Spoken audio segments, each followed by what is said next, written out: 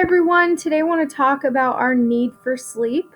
As we go along this week, we're going to learn a lot about sleep, its benefits, some of the detrimental things that happen when we don't get enough sleep, and we're also going to do a little sleep journal where we will log the times that we go to bed and the times that we wake up, and we'll also reflect on that journal at the end of the week. So first I want to talk about the importance of sleep. Sleep actually affects many aspects of our lives. Number one, it definitely affects our brain function. Our learning ability is impaired, our memory, as well as our decision making. And this all can happen just because we maybe didn't sleep enough that night, and even over a long period of time, this can really affect our brain.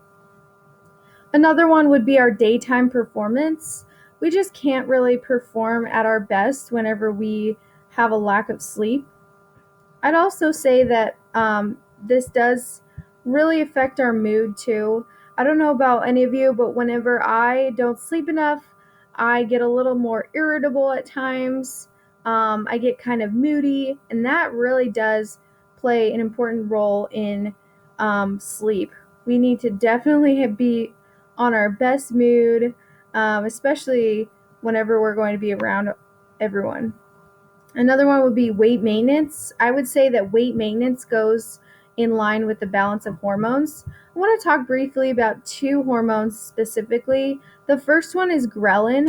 This hormone actually tells our body when it's hungry, and leptin tells our body when it's full.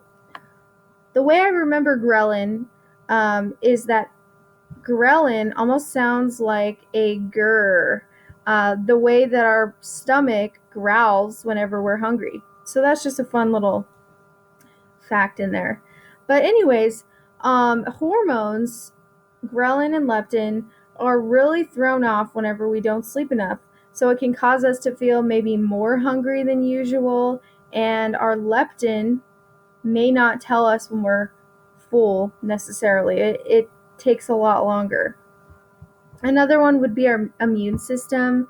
Even our chances of catching the common cold could easily happen because we have a lack of sleep. Another one would be diseases over a long period of time. Diabetes is a big one that can happen whenever we just don't sleep enough. And then lastly, our overall safety. The most common types of car accidents in teenagers is actually drowsy driving. All right, so how much sleep do we really need? Anyone have any guesses? Teens need around 9 to 11 hours of sleep every night. You might have said, 8 to 9 hours. Well, that's actually for the adults, but as teens, you are growing and you're maturing, you're going through puberty as well. So this is a time when your body needs a lot more sleep. Some of the negative effects of not getting enough sleep would be trouble concentrating and learning, impaired memory, lower stress tolerance and irritability, like we talked about the moodiness there, weight gain, increased appetite, that also goes into play here with the weight gain, weakens immune system, can cause depression, and lastly, it really does some damage to our skin, puffy eyes, red eyes, even wrinkles. So here's a little visual for some of those. I just thought it was kind of interesting that, the whole disease thing raises our risk of diabetes. It can harm our heart, which can ultimately affect our heart disease. Can even lead to early death. So it's very, very vital to get enough sleep. All right, so after one night, this is kind of a visual here. After a while of just not getting enough sleep, it really does become more severe. So hungrier and apt to eat more. Okay, that goes with the weight maintenance thing here. More likely to have an accident, not looking your best, more likely to catch a cold, losing brain tissue, more likely to get emotional, less focused and having memory problems. Okay, and then it gets a little more severe here. We see a stroke risk quadruples, obesity risk jumps, risks of cancer, Okay, the list goes on. These all can really affect our life just by not getting enough sleep over a long period of time. So here's a few positives. Whenever we get enough sleep, our brains are going to be more alert. We're going to be more high functioning. We're going to concentrate better. Repaired body tissues and cells. We'll have increased memory power, which is awesome for learning. Improved overall glow of the body. Everyone wants to look our best. We all want to look like we're glowing. Improved brain function and learning. Overall better immunity, better skin health and appearance, and lastly, as a decreased risk of heart disease and diabetes. So here's a few more of those benefits. There are so many benefits to sleep. I could go on and on about how important it is. It's going to improve our mood. We're going to just be more sharp in our thinking, and we're going to reduce our stress. The list goes on. Okay, so a few things that happen while you're sleeping. Body repair is a big one.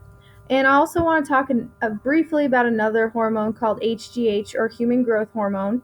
Okay, it's actually directly responsible for healing and growth and repair of damaged cells. And it actually does help with fat loss as well as muscle growth. So muscle growth is really important, especially because we are supposed to be exercising once a day.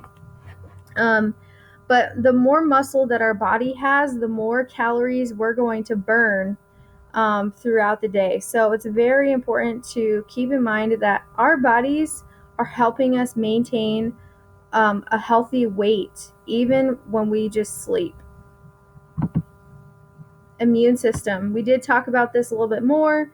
I do want to mention that it can kill some types of tumor cells, which can ultimately lead to cancer. So sleep is very important. Another one is stress. Our body lowers its levels of stress whenever we sleep more. This is another hormone called cortisol. It's the stress hormone. And lastly, beauty sleep. Okay, people that say, oh, make sure that you get your beauty sleep. It's actually very important. Whenever our skin cells are producing more, our face is just going to be overall more healthy, and our skin too. All right, so if you have trouble sleeping, these are a few tips. Keep a sleep schedule. Okay, maybe that's going to bed at the same time every night. Make sure your bedroom is quiet, dark, and comfortable.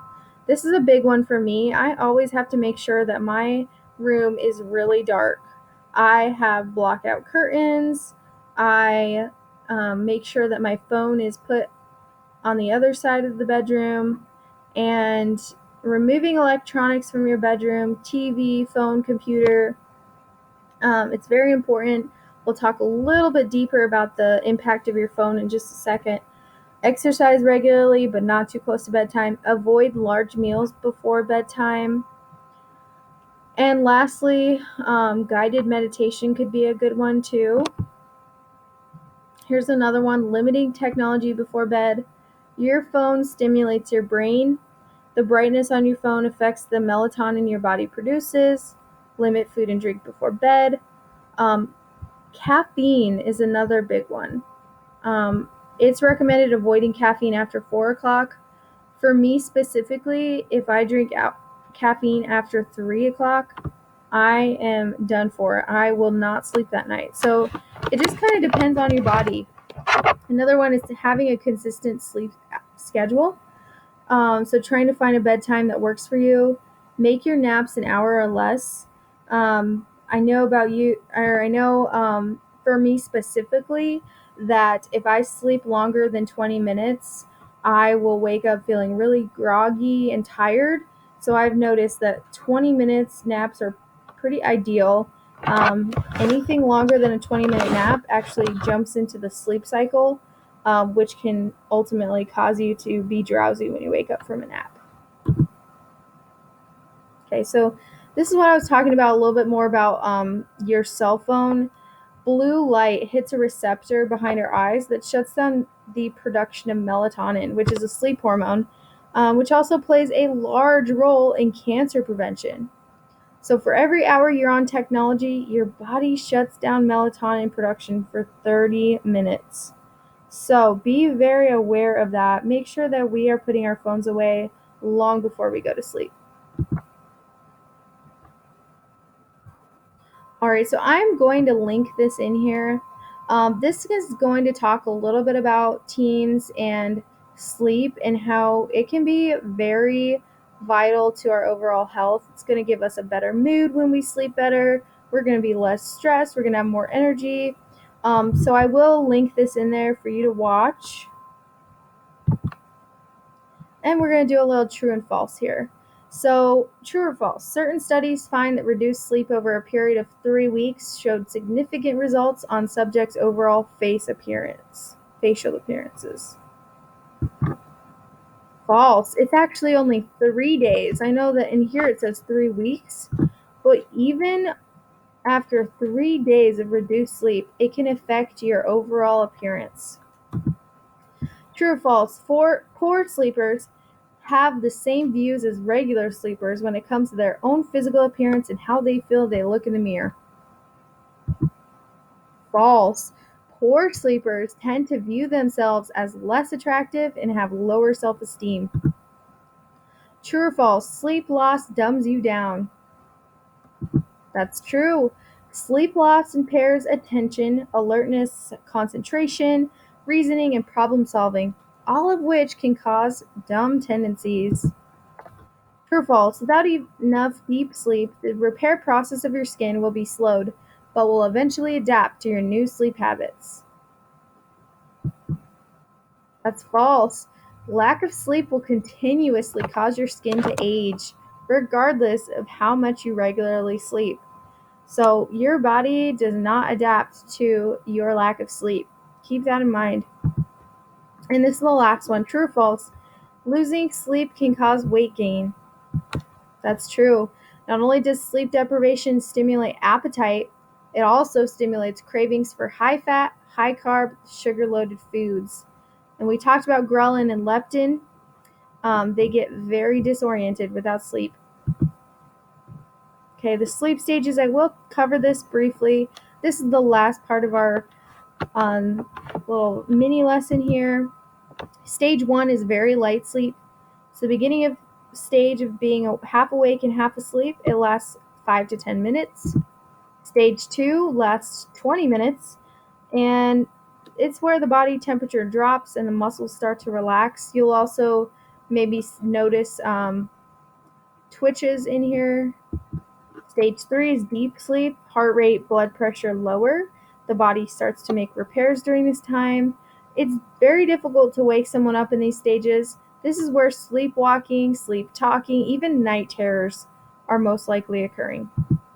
And stage 4, which is rapid eye movement sleep. Your eyes dart back and forth while closed, breathing speeds up, heart rate increases. Even brain waves have the characteristics similar to when a person is awake. So this is when you might have very vivid dreams that almost seem so real. All right, and so that's the last of our little mini lesson on sleep. And keep in mind, there is going to be a little sleep journal that we're going to do. And I hope you guys all get some really good sleep tonight.